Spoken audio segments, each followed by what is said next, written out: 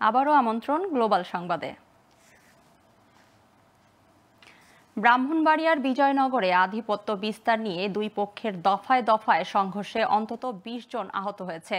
উপজেলার ইছাপুর ইউনিয়নের খাদুরাইল গ্রামে রোববার রাতে শুরু হয়ে সোমবার সকালে সংঘর্ষ ছড়িয়ে পড়ে পুরো গ্রামে।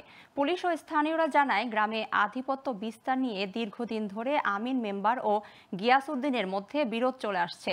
রোববার রাতে গিয়াসউদ্দিন ও আমিন মেম্বারের নেতৃত্বে সংঘর্ষে জড়ায় দুই পক্ষের লোকজন। সোমবার সকাল থেকে দেশীয় অস্ত্রশস্ত্র নিয়ে ব্যাপক আকারে ছড়িয়ে পড়ে সংঘাত। এক পর্যায়ে গ্রামের বিভিন্ন পয়েন্টে সংঘর্ষে জড়ায় দুই পক্ষের লোকজন। এ সময় উভয় পক্ষে অন্তত ২০ জন আহত হয়। ভাঙচুর চালানো হয় অন্তত ১৫টি বাড়িঘরে। দুপুরের দিকে পুলিশ, সেনাবাহিনী সহ আইনশৃঙ্খলা বাহিনীর সদস্যরা পরিস্থিতি নিয়ন্ত্রণে আনেন। বিজয়নগর থানার ওসি শহীদুল ইসলাম জানান, এ ঘটনায় ৪ জনকে আটক করা হয়েছে।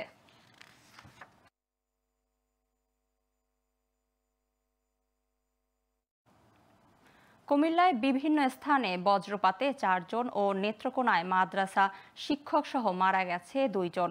এর মধ্যে কুমিল্লার খোশবাস ইউনিয়নের পয়ালগাছা গ্রামের দুপুরে বজ্রপাতে ২ স্কুল ছাত্রের মৃত্যু হয়। তারা বড়হরিপুর উচ্চ বিদ্যালয়ের ৬ষ্ঠ শ্রেণীর ছাত্র ছিল। আর মুরাদনগরে জমি থেকে ধান কাটতে গিয়ে বজ্রপাতে ২ জনের মৃত্যু হয়েছে। এদিকে সকালে নেত্রকোনার মদন উপজেলার তিয়শ্রী গ্রামের আরাফাত মিয়া বাড়ি থেকে মাদ্রাসা যাওয়ার পথে বজ্রপাতে মারা যায়। তিনি বায়তুল জান্নাত হাফিজিয়া মাদ্রাসার ছাত্র। এর আগে গেল রাতে নাজিরপুর ইউনিয়নের ধুনন্দ গ্রামের বাসিন্দা শিক্ষক দিদারুল ইসলাম বাজার থেকে মাদ্রাসা যাওয়ার পথে বজ্রপাতে ঘটনাস্থলেই মারা যান।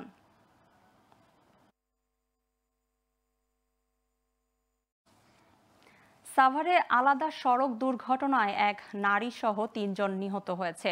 রোববার রাতে ঢাকা আরিচা মহাসড়কের ব্যাংক টাউন ও গ্যান্ডা এলাকায় এসব দুর্ঘটনা ঘটে।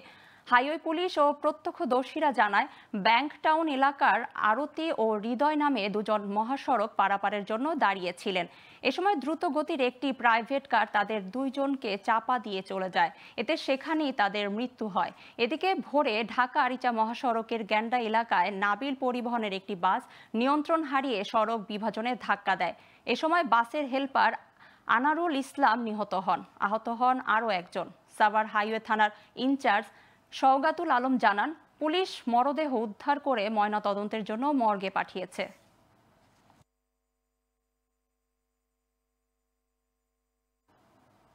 ৩ দিনের মধ্যে ঢাকার দক্ষিণ কেরানীগঞ্জে ট্রিপল মার্ডারের আসামি শিমুলকে গ্রেফতার করেছে পুলিশ।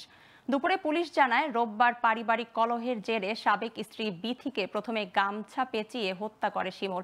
এ সময় বিথির ৪ বছরের শিশু রাফসান জেগে গেলে তাকেও হত্যা করে। ঘটনাটি ভাড়াটিয়া নারী নূপুর জেনে ফেলায় তাকেও একইভাবে হত্যা করে শিমুল। হত্যার পর মরদেহগুলো টুকরো করে পৃথক স্থানে ফেলে দেয়। ঘটনার পর রাতভর অভিযান চালিয়ে তথ্য প্রযুক্তির সহায়তায় শিমুলকে গ্রেফতার করা হয়। পরে তার স্বীকারোক্তিতে শিশু রাফসানের মরদেহ উদ্ধার করা হয়। এর আগে আগানগর এলাকা থেকে এক নারীর খণ্ডিত মরদেহ ও সদরঘাটে বুড়িগঙ্গা নদী থেকে হাত পা উদ্ধার করেছিল পুলিশ।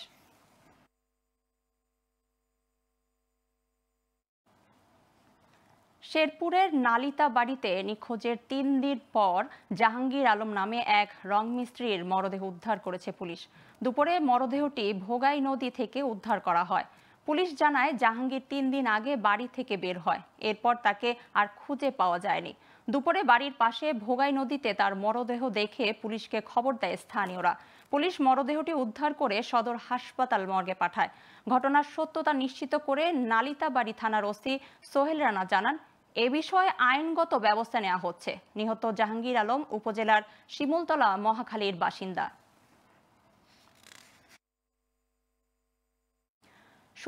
সুন্দরবনের দুর্ধর্ষ ডাকাত দল আনারুল বাহিনীর এক সদস্যকে অস্ত্রসহ আটক করেছে কোস্টগার্ড পশ্চিম জোন।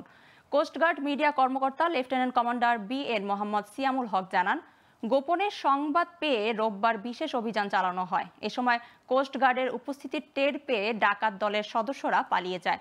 পরে মুচির দেয়ানি এলাকায় সাঁড়াশি অভিযান চালিয়ে একটি ১নলা বন্দুক ও ৫ রাউন্ড তাজা কার্তুজ সহ আনারুল বাহিনীর সদস্য মোহাম্মদ বিল্লাল হোসেনকে আটক করা হয়। আটক বিল্লাল দীর্ঘদিন ধরে সুন্দরবনে ডাকাতির পাশাপাশি আনারুল বাহিনীকে অস্ত্র, গোলাবারুদ সহ দিয়ে সহযোগিতা করে আসছিল।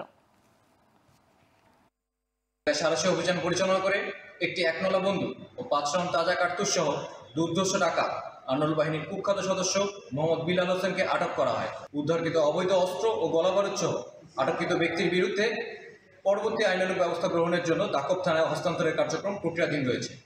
বাংলাদেশ কোস্টগার্ড আইন শৃঙ্খলা রক্ষার্থে উপকূলীয় নদী তীরবর্তী অঞ্চলে 24 ঘণ্টাব্যাপী টহল কার্যক্রম অব্যাহত রেখেছে। সুন্দরবনকে দোষমুক্ত করতে কোস্টগার্ডের এই ধরনের অভিযান ভবিষ্যতে অব্যাহত থাকবে। আবারও বাড়ছে যমুনা নদীর পানি, সেই সাথে শুরু হয়েছে তীব্র ভাঙন। মাত্র কয়েকদিনের ভাঙনে সিরাজগঞ্জের সদর উপজেলার ভাটপিয়ারি এলাকার একের পর এক ফসলি জমি বিলীন হয়ে যাচ্ছে নদীতে। অসময়ে এমন ভাঙনে দুশ্চিন্তায় পড়েছে নদীপাড়ের মানুষ। তবে পানি উন্নয়ন বোর্ডের আশ্বাস আতঙ্কিত না হওয়ার জন্য, কারণ ভাঙন রোধে নেওয়া হচ্ছে জরুরি ব্যবস্থা। সিরাজগঞ্জ থেকে আশরাফুল ইসলামের তথ্যচিত্রের ডেস্ক রিপোর্ট। এটা সিরাজগঞ্জ সদর উপজেলার ভাটপিয়ারি এলাকায় যমুনা নদীর পূর্ব দিকে চর জেগে ওঠায় তৈরি হয়েছে সরু খালের মতো, আর স্রোত আঘাত হানছে সরাসরি পশ্চিম পাড়ে। এ কারণে কয়েক বছর ধরে ভাঙছে পশ্চিম পাড়ের বেশ কিছু এলাকা। এতে বিলীন হয়েছে ফসলি জমি, ঘরবাড়ি, গাছপালা ও শিক্ষা প্রতিষ্ঠান সহ বিভিন্ন স্থাপনা। এবারও বর্ষা আসার আগেই শুরু হয়েছে ভাঙন। মাত্র কয়েকদিনে ভাঙনের ফলে নদী এখন মূল বন্যা নিয়ন্ত্রণ বাঁধের কাছে এসে পড়েছে। এলাকাবাসী বলছে, এই ভাঙন অব্যাহত থাকলে বর্ষা মৌসুমে হুমকিতে পড়বে বন্যা নিয়ন্ত্রণ বাঁধ ও বাঁধের ভেতর থাকা ভাটপিয়ারি, শিমলা, পাঁচঠাকুরি, ছনগাছা সহ বেশ কয়েকটি গ্রাম। আর অসময়ে যমুনার ভাঙনে দুশ্চিন্তায় নদী পাড়ের মানুষ। আমাদের গ্রাম যেভাবে আর সামান্য কিছু আছে, এটুক গেলি পারে মনে করেন যে পটল, ছনগাছা, ডিগ্রিপাড়া, মানে গুইরপাড়া এগুলাও থাকবো না। আইতে নদী এরম চাপ পরে, আমরা তরাইছে জম তরাইছে হইতে আছি বাবা, বুঝছেন? আমার ঘর বাড়ি ঘর কিছু নাই। এসব গ্রামবাসীর দাবি, যত দ্রুত সম্ভব স্থায়ী বাঁধ তৈরি করতে হবে, তাহলে ফসলি জমি ও বিভিন্ন স্থাপনার ভাঙন বন্ধ করা সম্ভব। এজন্য প্রশাসনের হস্তক্ষেপ চায় তারা। 5টা-6টা ভাঙন দিছি, চরার জমি তো মিলান হয়ে গেছে। এখন এই যে বাদে আমার বাড়ি ঘরটা আছে, এটাও এখন ভেঙে যেতেছে। আমাদের এখানে জরুরি ভিত্তিতে স্থায়ী বাঁধের দরকার। তা না হলে আমরা মানে ওই রাত হয় আমাদের দিন মানে আসবে কি না এই নিশ্চয়তা আমাদের নাই। এদিকে পানি উন্নয়ন বোর্ড বলছে, ভাঙন বন্ধে জরুরি পদক্ষেপ নেওয়া হয়েছে, আর আগামী বর্ষা মৌসুম শুরুর আগেই ভাঙন বন্ধে স্থায়ী ব্যবস্থা নেওয়া হবে। লাঞ্চিং এবং শক্তিশালী করার জন্য আমরা একটা চাহিদা বোর্ডে প্রেরণ করছি। আমরা ওই চাহিদা মোতাবেক যদি চাহিদাটা আমরা পাই, তাহলে এই বর্ষার আগেই আমরা ওই কাজটা করলে ওই জায়গাটা ভাঙনের কবল হতে রক্ষা পাবে। ওই জায়গাটা যেভাবে হোক আমরা ওইটা টিকে রাখবে এবং প্রোটেক্টিভ পার্ক এখন পর্যন্ত স্লোপ ক্ষতিগ্রস্ত হয়নি। লাঞ্চিং আপন যাচ্ছে, আর লাঞ্চিং আপনটা কিন্তু লাঞ্চ করার জন্য, নদী লাঞ্চ করার জন্য এটা দেওয়া হয়। ওটা যাইতেছে, আমরা তারপরেও অবজারভেশনে রাখছি। আগামী 1 মাসের মধ্যে পানি উন্নয়ন বোর্ড ভাঙন রোধে সব ধরনের পদক্ষেপ নেবে, এমনটাই প্রত্যাশা স্থানীয়দের। Global television news desk. আবারও একটি বিরতি নিচ্ছি, ফিরে এসে আরও যা থাকছে।